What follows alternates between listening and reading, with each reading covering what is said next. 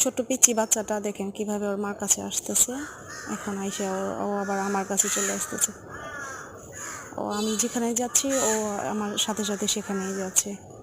দেখেন আরেকটা বসে আছে, আর ওই আমার দিকে আমার সাথে যাবে, আমার দিকে আসছে। আর ও তারপরে ওর ভাইয়ের কাছে চলে গেল।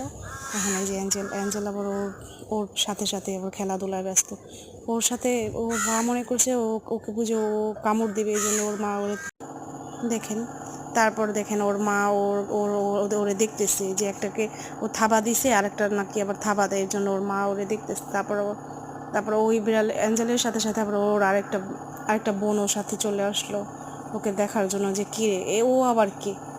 দুইজনে মানে উৎসাহের সাথে ওরে দেখতেছে।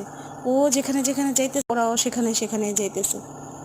দেখেন ওই অ্যাঞ্জেল যেখানে যাচ্ছে ওরা দুইজন ওখানেই যাইতেছে, দেখতেছে যে অ্যাঞ্জেল ওখানে গিয়ে কি করে। ছোট্ট পিচ্চি বাবু ও আবার অ্যাঞ্জেলের খবর রাখার, ওই এখান থেকে সুন্দরভাবে দেখতেছে।